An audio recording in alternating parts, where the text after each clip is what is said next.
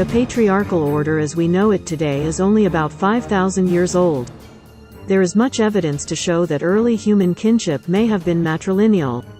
By 4000 BC, men began to claim naming and ownership rights over children and were gaining control over women's bodies. Have religious practices become the original rule book of patriarchy? If so, does patriarchy derive its legitimacy from religion? Has every religion or organized belief system hijacked female bodies and promoted male agency? Religion has been used as both a protective and risk factor for gender-based violence. In the recent past, patriarchal structures have perpetuated more violence, contributing to creating an environment in which violence was normalized, exposing women to further harm. Some of these acts of violence being child marriage, polygamy, discrimination, female genital mutilation, honor killings, excluding women from leadership and scholarship, period monitoring, forced marriage, forced hijab, segregation, guardianship laws, misogyny, femicide. For over 4 decades, the Omnia Institute for Contextual Leadership has worked to dismantle patriarchy. We are challenging the widespread notion often promoted by religion that men are superior to women and that they have authority over their lives and bodies.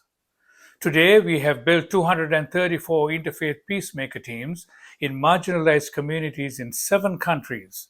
Women are often the leaders of these teams that bring together religious and community leaders to address the most difficult questions that arise from the ground in their communities.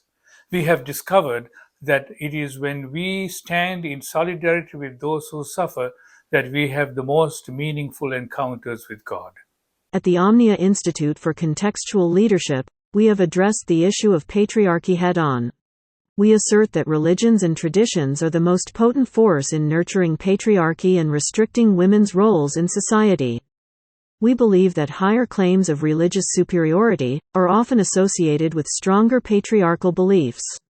These beliefs contribute to institutionalized patriarchy that enforces and imposes restrictive social or moral norms on women.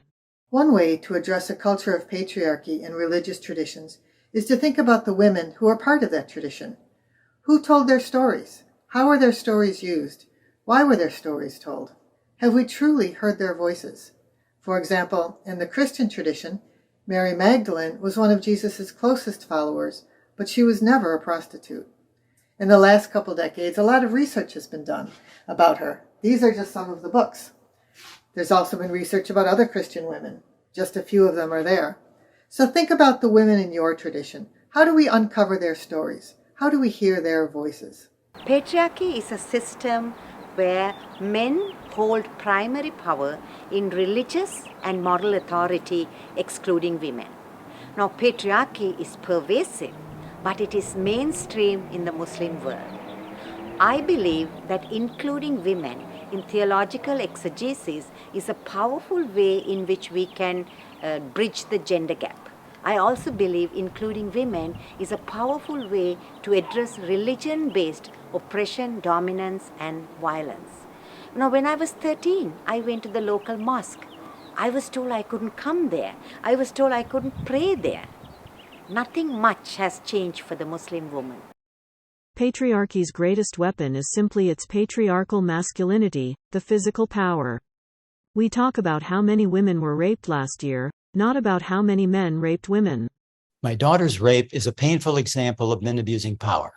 This abuse of power also shows up in traditional patriarchy, in which men make the false choice between us claiming power over women or women claiming power over us. This leads to an abuse of power. We can address this abuse by supplementing or thinking with and thinking. Men, women, and non-binary folks can both claim power and share power to the benefit of all of us. Patriarchy is an embedded system that institutionalizes power among men, though not all men, while preventing all women from living fully engaged, fair, and safe lives. We have work to do. We must dismantle patriarchy's oppressive impact so that we can achieve greater justice, respect, and compassion worldwide. At Omnia, we aim to educate a generation of young people, particularly women, to call out the harmful effects of patriarchy and continue the fight for a feminist lens on the discourse and social reform at the intersection of religion and gender equality. An egalitarian belief structure, inclusive of a right to worship, a right to interpret one's faith, a right to exercise choice over one's body, must emerge as women find meaning in and remain attached to their respective religions. Women in all religions are increasingly rising up to offer alternative readings of religious texts used to sanction domination of males over females. We're speaking out about feminine characteristics of God. We're discovering and celebrating divine feminine names. We're publishing our scholarship and changing the language used for God. We are calling on religious leaders to create greater equity and peace in the world by opening dialogue and opportunities to women.